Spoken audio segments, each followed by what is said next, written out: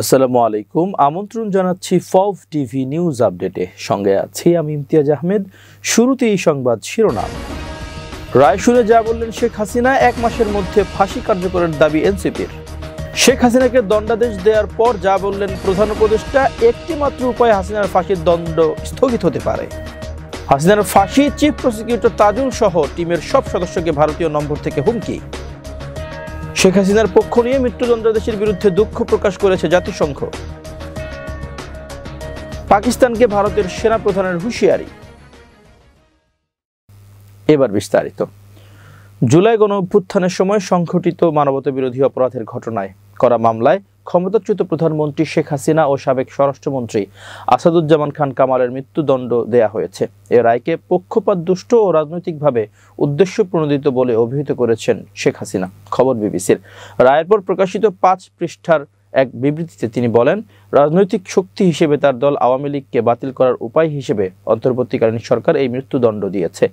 ভারতে নির্বাসিত হাসিনা এর আগে এই বিচারকে প্রহসন বলে অভিহিত করেছিলেন এবং তার বিরুদ্ধে আনা সকল অভিযোগ অস্বীকার করেন। তিনি আরো বলেন, আমি একটি যথাযথ ট্রাইব্যুনালে মুখোমুখি হতে ভয় পাই না, যেখানে প্রমাণগুলো ন্যায্যভাবে যাচাই করা যায়। শেখ হাসিনা বলেন, তিনি মানবাধিকার ও উন্নয়নের ক্ষেত্রে তার সরকারের সফলতার জন্য অত্যন্ত গর্বিত। সোমবার 2:45টার দিকে আন্তর্জাতিক অপরাধ ট্রাইব্যুনাল 1 এর বিচারক বিচারপতি মোহাম্মদ গোলাম মর্তুজা মজুমদারের নেতৃত্বাধীন 3 সদস্যের ট্রাইব্যুনাল এর রায় ঘোষণা করেন। ট্রাইব্যুনালের অপর সদস্যরা হলেন বিচারপতি মোহাম্মদ শফিউল আলম মাহমুদ এবং অবসরপ্রাপ্ত জেলা ও দায়রা জজ মোহাম্মদ মহিতুল হক এনাম চৌধুরী। শেখ হাসিনার বিরুদ্ধে 3টি অভিযোগ প্রমাণিত হয়েছে। প্রথম অভিযোগে আমৃত্যু কারাদণ্ড ও দ্বিতীয় অভিযোগে মৃত্যুদণ্ড দিয়েছে আন্তর্জাতিক অপরাধ ট্রাইব্যুনাল। 6 ভাগে বিভক্ত 453 পৃষ্ঠা রায়ের সার সংক্ষিপ্ত অংশ পড়েছেন বিচারক। দুপুর 12:34 রায় পড়া শুরু হয়। 2:45 পর্যন্ত রায়ের সার সংক্ষিপ্ত অংশ পড়েন বিচারক। পরে রায় ঘোষণা করেন। শেখ হাসিনার ফাঁসির রায় 1 মাসের মধ্যে কার্যকরের দাবি জানিয়েছেন জাতীয় নাগরিক পার্টির আহ্বায়ক মোহাম্মদ নাহিদ ইসলাম। সোমবার রায়ের প্রতিক্রিয়ায় তিনি বলেন, অন্তর্বর্তী সরকারের কাছে দাবি জানাবো, হাসিনাকে ফিরিয়ে আনুন। নিরাপত্তা উপদেষ্টা ভারত সফর করেছেন। আমরা চাই যাতে তিনি হাসিনাকে সঙ্গে নিয়ে দেশে ফেরেন। হাসিনাকে 1 মাসের মধ্যে দেশে এনে রায় কার্যকর চাই। তিনি আরো বলেন, শেখ হাসিনা, কামাল সহ বাকি আওয়ামী ফ্যাসিস্ট যারা হত্যাকাণ্ডের সঙ্গে জড়িত ছিল তাদের বিচার করতে হবে। নির্বাচনের পরও যাতে ট্রাইব্যুনালের কাজ বন্ধ না হয়, কাজ যেন চলমান থাকে। একই সঙ্গে দল হিসেবেও আওয়ামী লীগের বিচারের দাবি জানান নাহিদ। সাবেক আইজিপির সাজা নিয়ে তিনি বলেন, চৌধুরী মামুনের সাজায় সন্তুষ্ট নই। রাজসাক্ষী হলেও তার সাজা আরো বেশি হওয়া উচিত ছিল। এ বিষয়টি আপিল বিভাগে যাওয়া উচিত পুনর্বিবেচনার জন্য।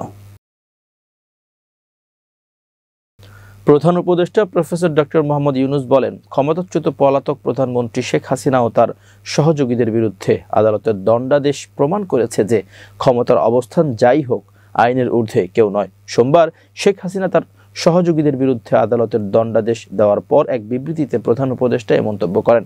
প্রধান উপদেষ্টার প্রেস উইং থেকে পাঠানো এ বিবৃতিতে তিনি বলেন, বাংলাদেশের আদালত এমন স্পষ্ট ভাষায় কথা বলেছে যা দেশের ভেতরে থেকে বৈশ্বিক পরিসর পর্যন্ত প্রতিধ্বনিত হয়েছে। এ রায় জুলাই আগস্ট 2024-এর গণঅভ্যুত্থানে নিহত ও ক্ষতিগ্রস্ত হাজারো মানুষের প্রতি পর্যাপ্ত না হলেও ন্যায় বিচারের একটি গুরুত্বপূর্ণ প্রতিফলন। প্রফেসর ইউনুস বলেন, দেশ এখন দীর্ঘ বছরের দমন পীড়নে বিধ্বস্ত গণতান্ত্রিক ভিত্তি পুনর্গঠনের এক সন্ধিক্ষণে দাঁড়িয়ে রয়েছে। যেসব অপরাধের বিচার হয়েছে, নিরস্ত্র তরুণ তরুণী ও শিশুদের বিরুদ্ধে প্রাণঘাতী শক্তি প্রয়োগের নির্দেশ শুধু আইনের লঙ্ঘনই নয়, রাষ্ট্র ও নাগরিকদের মধ্যকার মৌলিক অবস্থার বন্ধনও ভেঙে দিয়েছিল। তিনি বলেন, এই ঘটনা বাংলাদেশের মৌলিক মূল্যবোধে, মর্যাদা প্রতিরোধ ক্ষমতা এবং ন্যায় বিচারের প্রতি অঙ্গীকারে তীব্রভাবে আঘাত করেছিল। প্রায় 1400 জন প্রাণ হারিয়েছেন। তারা কেবল কোনো সংখ্যা ছিলেন না, ছিলেন ছাত্রছাত্রী, বাবা মা ও অধিকার সম্পন্ন নাগরিক, যোগ করেন তিনি। প্রফেসর ইউনুস জানান, আদালতে মাসের পর মাসের সাক্ষ্য প্রমাণে উঠে এসেছে নিরস্ত্র বিক্ষোভকারীদের উপর কিভাবে হেলিকপ্টার থেকে গুলি চালানো হয়েছিল। এ রায় তাদের দুর্ভোগকে স্বীকৃতি দেয় এবং নিশ্চিত করে যে ন্যায় বিচারের প্রতি দায়বদ্ধতার প্রশ্নে ছাড় নেই। অন্যদিকে পিনাকি ভট্টাচার্য হাস্যরস করে তার ভেরিফাইড আইডিতে লেখেন, কার্ডাল রানী অর্থাৎ শেখ হাসিনার দণ্ড কি স্থগিত হইতে পারে? হ্যাঁ, পারে। ফৌজদারি কার্যবিধি 382 ধারা অনুযায়ী স্ত্রী লোকের মৃত্যুদণ্ড আদালত স্থগিত করতে পারে যদি সে গর্ভবতী থাকে। সোমবার 17 নভেম্বর জুলাই আগস্ট আন্দোলনে সংঘটিত মানবতা বিরোধী অপরাধের মামলায় স্বৈরাচারী সরকারের সাবেক প্রধানমন্ত্রী শেখ হাসিনা সহ 3 আসামির বিষয়ে রায় ঘোষণা হয়। এই রায়কে ঘিরে ভারতীয় নম্বর থেকে প্রসিকিউশন টিমের সদস্যদের ফোনে হুমকি দেওয়া হয়েছে। রোববার 17 নভেম্বর রাত থেকে চিফ প্রসিকিউটর সহ টিমের সব সদস্যকে হুমকি দেওয়া হয়। টিমের সদস্যরা সাংবাদিকদের জানান, রোববার রাত থেকে আমাদের প্রত্যেককে হুমকি দেওয়া হয়েছে, অকথ্য গালিগালাজ করা হয়। প্রসিকিউটর তারেক আব্দুল্লাহ বলেন, গতকাল সন্ধ্যা থেকে অজ্ঞাত ফোন নম্বর থেকে ফোন করে হুমকি দেওয়া শুরু হয়েছে।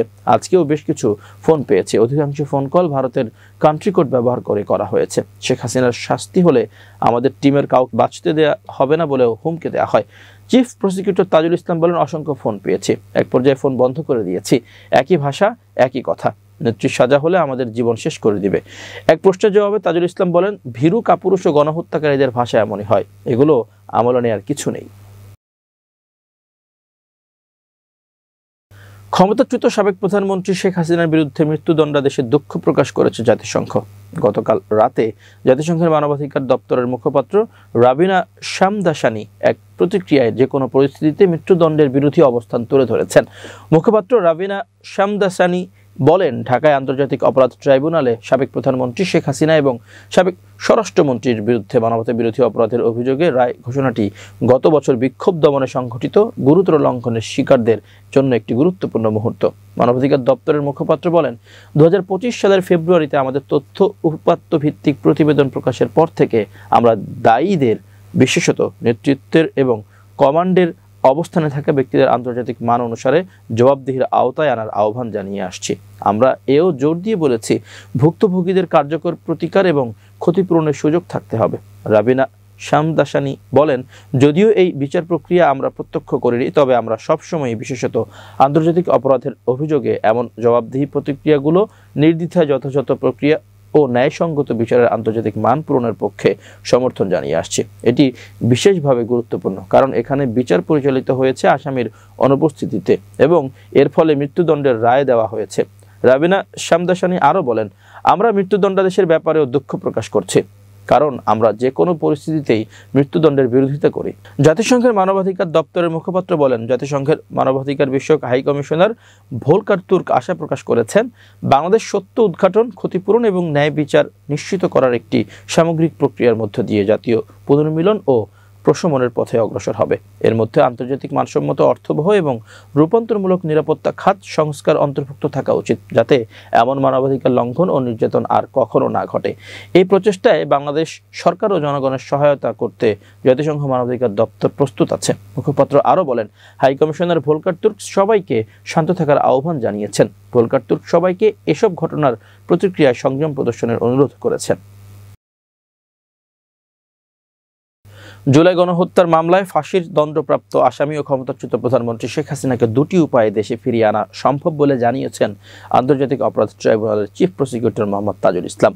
সোমবার দুপুরে রায়ের পর সাংবাদিকদের কাছে ব্রিফিংকালে এ তথ্য জানিয়েছেন তিনি। এর আগে বিচারপতি মোহাম্মদ গোলাম মর্তুজা মজুমদারের নেতৃত্বাধীন ট্রাইব্যুনাল ঐতিহাসিক এ রায় ঘোষণা করেন। প্যানেলের অন্য দুজন সদস্য হলেন বিচারপতি মোহাম্মদ শফিউল আলম মাহমুদ ও বিচারক মোহাম্মদ মহিতুল হক এনাম চৌধুরী। রায়ে আদালত বলেছেন, শেখ হাসিনার বিরুদ্ধে 3টি অভিযোগ প্রমাণিত হয়েছে। রায়ের পর সাংবাদিকদের ব্রিফিংকালে চিফ প্রসিকিউটর মোহাম্মদ তাজুল ইসলাম বলেন, আমরা ইতোমধ্যেই বলেছি যে দুজন আসামি পলাতক রয়েছেন, তাদের ফিরিয়ে আনার ব্যাপারে রাষ্ট্র দুই ধরনের পদক্ষেপ নিতে পারেন। একটি হচ্ছে ভারতের সঙ্গে সম্পাদিত 2013 সালের যে অপরাধীর বহিঃসমর্পণ চুক্তি অর্থাৎ এক্সট্রাডিশন ট্রিটি 2013, সেই চুক্তি অনুযায়ী আমাদের এখানে যেহেতু মানবতা বিরোধী অপরাধের দায়ে তারা সাজাপ্রাপ্ত হয়েছেন, তাদের বাংলাদেশ ভারত সরকারের কাছে ফেরত চাইবে এবং ভারত সরকার যদি আইনের শাসন ন্যায় বিচারের প্রতি শ্রদ্ধাশীল হয়, তারা সেই আসামিদের ফেরত প্রদান করবেন। তাদের বাংলাদেশে ফেরত আনার মাধ্যমে তাদের উপর যে সাজা দেওয়া হয়েছে সেটা কার্যকর করা যাবে। তিনি বলেন, দ্বিতীয় যে প্রক্রিয়া আছে সেটি হচ্ছে যে ইন্টারপোলের মাধ্যমে। যেহেতু বাংলাদেশের একটা ট্রাইব্যুনাল থেকে উপযুক্ত আদালতের থেকে তাদের মৃত্যুদণ্ড প্রদান করা হয়েছে, তাদের ইন্টারপোলের মাধ্যমে গ্রেপ্তার করে বাংলাদেশে এনে সেই সাজা কার্যকর করা যেতে পারে। এ ব্যাপারে বাংলাদেশের স্বরাষ্ট্র মন্ত্রণালয়, পররাষ্ট্র মন্ত্রণালয় সম্মিলিতভাবে প্রয়োজনীয় ব্যবস্থা গ্রহণ করবেন। এবার আন্তর্জাতিক প্রসঙ্গ। কাশ্মীর ইস্যুকে কেন্দ্র করে পাকিস্তানের প্রতি কঠোর সতর্কবার্তা দিয়েছেন ভারতের সেনাপ্রধান জেনারেল উপেন্দ্র দ্বিবেদী। তিনি জানিয়েছেন, যে কোনো পরিস্থিতি মোকাবেলায় ভারত সম্পূর্ণ প্রস্তুত রয়েছে। সোমবার এ বিষয়ে প্রতিবেদন প্রকাশ করে ভারতীয় মিডিয়া এনডিটিভি। নয়াদিল্লিতে চাণক্য ডিফেন্স ডায়ালগস এর কার্টেন রেইজারে অনুষ্ঠানে বক্তব্য রাখতে গিয়ে জেনারেল দ্বিবেদী বলেন, পাকিস্তানের আক্রমণাত্মক আচরণের জবাব দিতে ভারতীয় বাহিনী দ্রুত ও কার্যকর প্রতিক্রিয়া দেখানোর সক্ষমতা অর্জন করেছে। সাম্প্রতিক অপারেশন সিঁদুরের কথা উল্লেখ করে তিনি বলেন, এটি ছিল মাত্র ৮৮ ঘন্টার একটি ট্রেলার, যা ভারতের প্রস্তুতির প্রমাণ রাখে। তিনি সতর্ক করে বলেন, যুদ্ধ কতদিন স্থায়ী হবে তা কেউ বলতে পারে না। এবার ৮৮ ঘন্টা, কিন্তু ভবিষ্যতে তা 4 মাস কিংবা 4 বছরও হতে পারে। তাই দীর্ঘমেয়াদী সংঘাতের সম্ভাবনায় পর্যাপ্ত খাদ্য, অস্ত্র, গোলাবারুদ ও সরঞ্জাম মজুত রাখা জরুরি। পেহেলগামের সন্ত্রাসী হামলার পর ভারত নিরাপত্তায় নতুন নরমাল তৈরি করেছে বলে মন্তব্য করেছেন সেনাপ্রধান। তার ভাষায়, রাষ্ট্রীয় পৃষ্ঠপোষকতায় সন্ত্রাসবাদ উৎসাহিত করা হলে ভারত কঠোর ব্যবস্থা নিতে বাধ্য হবে। কথা ও সন্ত্রাস একসঙ্গে চলতে পারে না বলেই তিনি পাকিস্তানকে সতর্ক করেন। উপেন্দ্র দ্বিবেদী আরও বলেন, 2019 সালে অনুচ্ছেদ 370 বাতিলের পর জম্মু কাশ্মীরের পরিস্থিতিতে ব্যাপক পরিবর্তন এসেছে এবং সন্ত্রাসী হামলার হার উল্লেখযোগ্যভাবে কমেছে। এবার বিজ্ঞান ও প্রযুক্তির খবর। হোয়াটসঅ্যাপ এখন শুধু যোগাযোগের মাধ্যম নয়, অনেকের ব্যক্তিগত ও পেশাদার জীবনের অবিচ্ছেদ্য অংশ। প্রতিদিন কোটি কোটি মানুষ এই অ্যাপ ব্যবহার করেন। সেই জনপ্রিয় অ্যাপেই এবার এসেছে আরও গোপনীয়তার সুবিধা। ব্যবহারকারীর নাম ও নম্বর গোপন রেখে চ্যাট করা যাবে, এমনই একটি নতুন ফিচার পরীক্ষা করছে হোয়াটসঅ্যাপের মালিক প্রতিষ্ঠান মেটা। বিটা সংস্করণে পরীক্ষাধীন এই ফিচার চালু হলে ব্যবহারকারীদের ব্যক্তিগত নিরাপত্তা উল্লেখযোগ্যভাবে বাড়বে বলে মনে করছেন বিশেষজ্ঞরা। হোয়াটসঅ্যাপের প্রোফাইল সেটিংসে যোগ হবে রিজার্ভ ইউজার নামে নতুন একটি অপশন। এটি চালু করলে চ্যাটের অপর প্রান্তে থাকা ব্যক্তি ব্যবহারকারীর নাম কিংবা মোবাইল নম্বর কোনোটাই দেখতে পারেন না।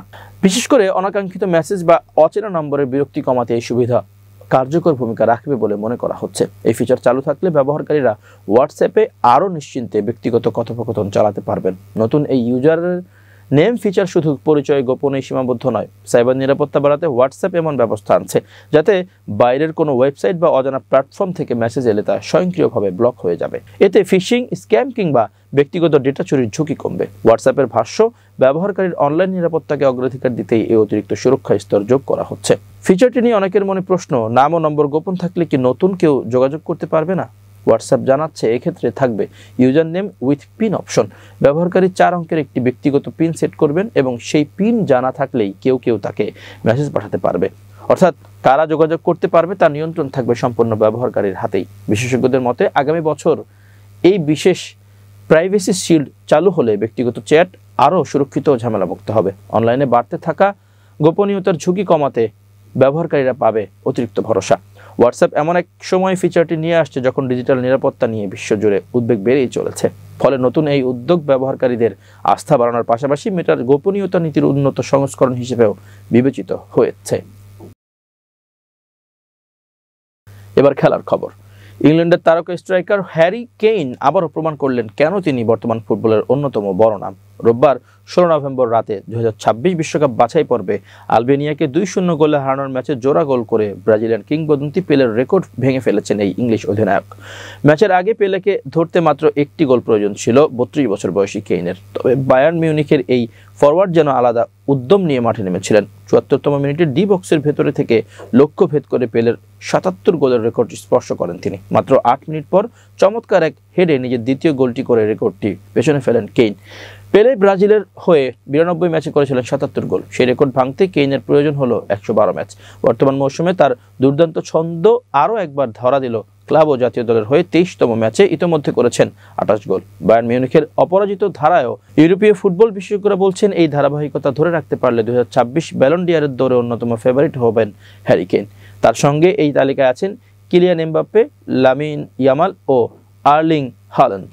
কেইনের রেকর্ড ভাঙার রাত তাই ইংল্যান্ডের ফুটবল ইতিহাসে আরেকটি উজ্জ্বল অধ্যায় যোগ করলো।